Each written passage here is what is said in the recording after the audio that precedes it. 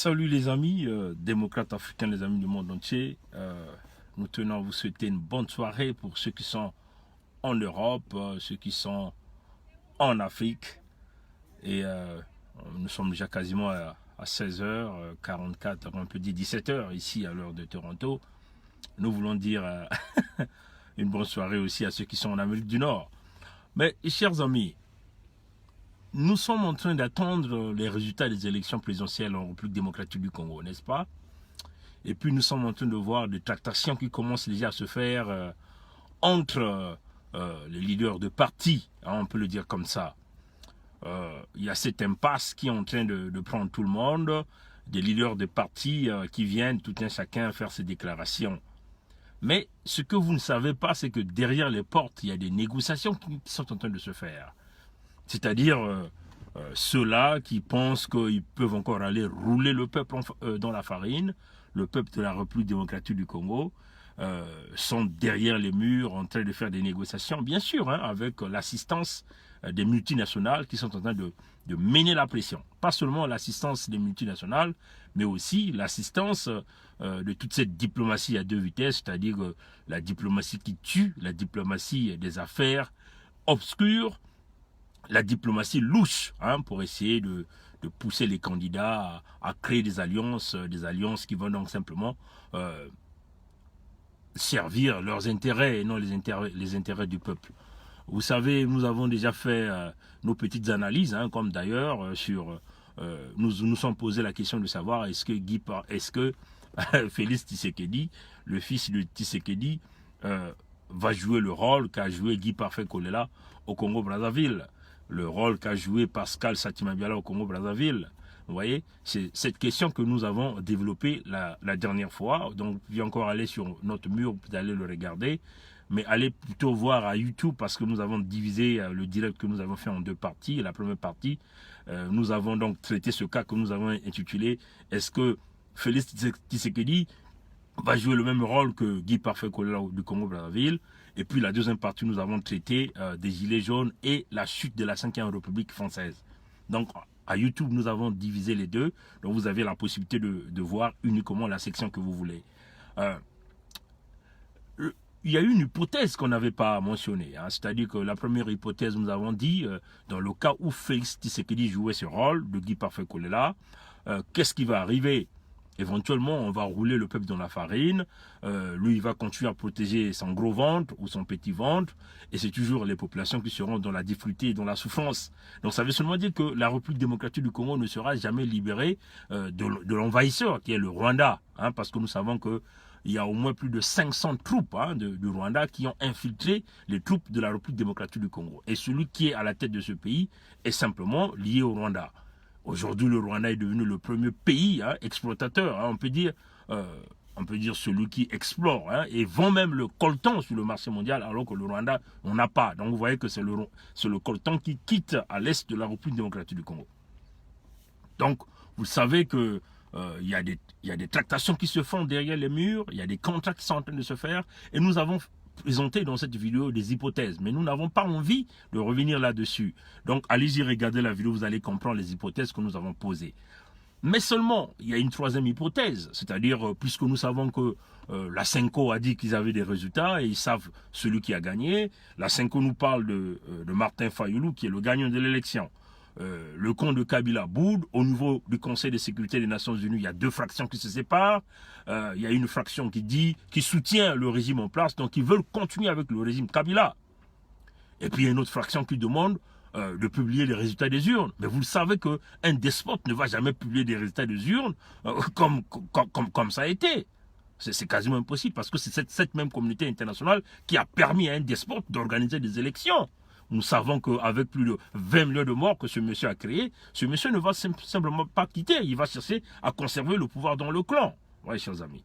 Et donc, on le dit encore, nous le disons encore aux amis de la République démocratique du Congo, vous devez être vigilants. Préparez vos stratégies dès maintenant. Dans le cas où le régime vous donne les résultats qui ne sont pas les résultats des urnes. Vous savez que c'est ce qui va arriver. Donc, Ne soyez pas surpris quand on vous coupe l'électricité. Déjà, les communications Internet, ça a été coupé. Donc, le jour de la proclamation, ça va se faire nuitamment. On va vous couper l'énergie. Et vous allez vous déplacer comment? Ils vont déjà déployer les forces militaires qui assurent la répression dans tout le coin du pays. Éventuellement, avec certains soldats reviendront du Congo-Brazzaville, vous avez des gens comme des Sassons qui veulent maintenir la dictature, l'envahissement, l'occupation en République démocratique du Congo pour qu'ils puissent avoir une nuit tranquille chez eux, ouais, chers amis. Donc, ça c'est dans le cas où Kabila disait que c'est son tilapia qui a gagné. Maintenant, regardons un autre scénario, hein, que moi je pense que c'est ce scénario-là qui est en train de se décider. Parce que le système du baie vitré fonctionne, hein, le système du baie vitré a eu plusieurs informations, mais nous attendons toujours les preuves palpables hein, pour vous les présenter. Mais nous pensons qu'il y a une autre hypothèse qui est en train de se dessiner. C'est-à-dire, hein, ils vont simplement renverser les résultats.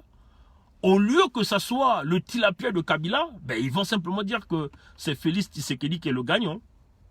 Et vous voyez que ça va donc apporter un certain apaisement dans les populations de la République démocratique du Congo. Mais entre-temps, Félix Tshisekedi aura signé un pacte avec le régime Kabila.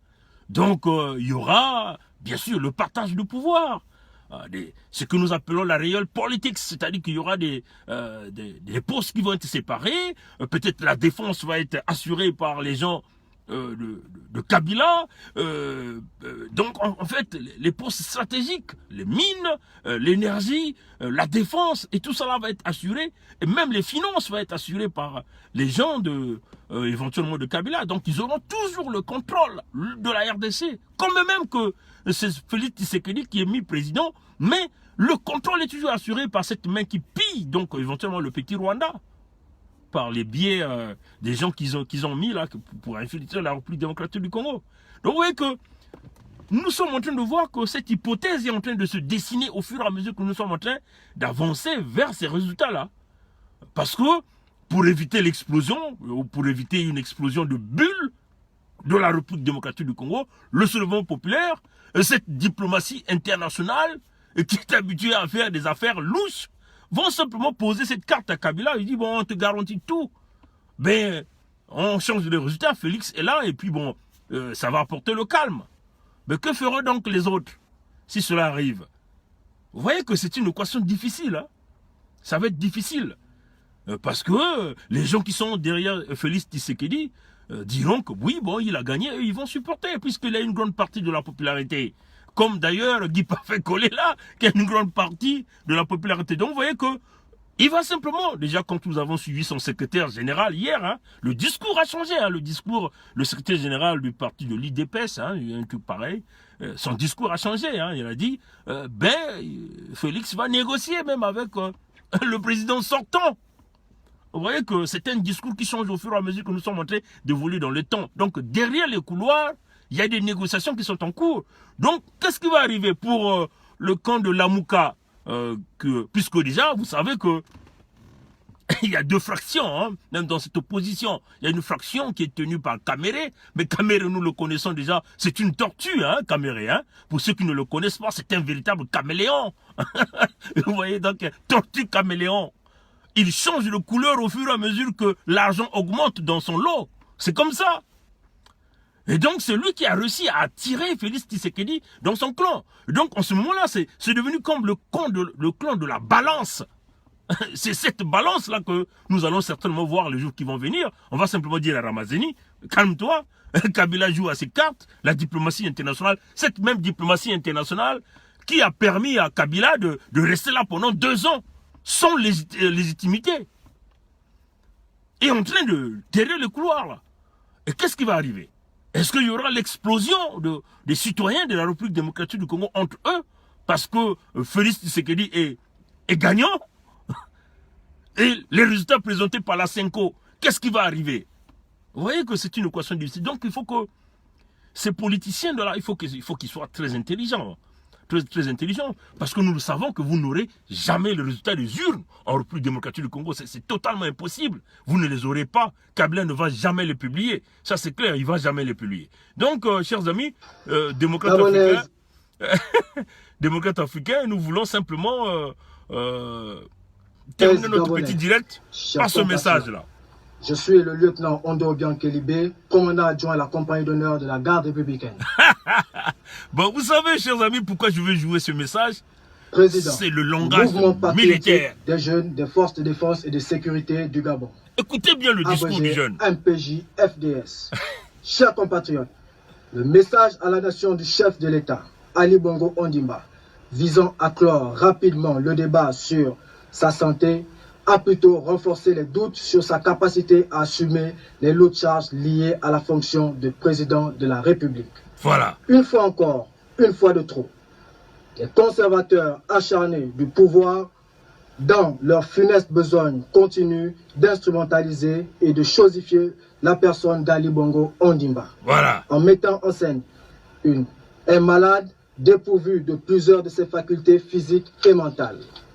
Face à toutes ces manœuvres de manipulation et de théâtralisation et devant le blocage du fonctionnement régulier des pouvoirs publics qu'elle entraîne, à l'heure des défis mondiaux, le spectacle désolant de ce discours de Nouvel An à la nation est une honte aux yeux du monde pour notre pays qui a perdu sa dignité. Voilà.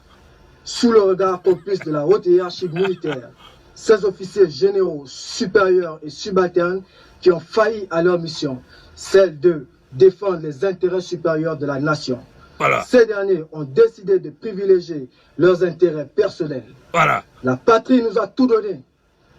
Elle a fait de nous les personnalités que nous sommes. Voilà. Nous ne pouvons l'abandonner au moment où elle a le plus besoin de nous. Il a l'état de l'esprit. Le mouvement patriotique des jeunes des forces de défense et de sécurité, soucieux de sauver la démocratie en péril, préserver l'intégrité du territoire national et la cohésion nationale, a décidé ce jour. Ah bon, voilà. Donc, qu'est-ce qui se passe? Bon, voilà, je crois que j'ai un petit peu souci avec ma batterie. Mais ce que je voulais simplement dire que j'ai voulu jouer. Allez-y encore écouter ce discours bien rédigé. Hein. Si vous essayez de regarder, bon, nous revenons sur ça le dimanche. La forme, hein, le contenu, hein, les paragraphes bien structurés. Le lieutenant Kelly Ondong Obiang n'a pas oublié quelqu'un. Il a pris en considération tout le peuple gabonais. Mais sans pourtant les vexer, sans pourtant vexer le peuple. Non, chers amis, prenez du temps. Réécoutez un peu ce discours, vous allez comprendre que ce n'est pas quelqu'un qu'on peut jeter dans la rue. L'homme est poussé. Et quand vous allez suivre son discours, au fur et à mesure qu'il avançait, vous sentez qu'il y avait une motivation. L'homme, au fur et à mesure qu'il parlait dans son discours, il était en train de se lever. Il se levait. Ce n'était plus lui. C'était l'esprit, les esprits de tout le peuple gabonais qui était tombé, de toute la jeunesse gabonaise qui était tombée, de tout le monde que la famille Bongo a assassiné qui était dans ce jeune homme-là. Allez-y suivre, vous allez comprendre. Vous allez comprendre que au fur et à mesure qu'il avance dans son discours, la puissance de la parole ne fait que venir. Et la puissance ne fait qu'augmenter, augmenter, augmenter. À un certain moment, il va taper même sur la table. Bam!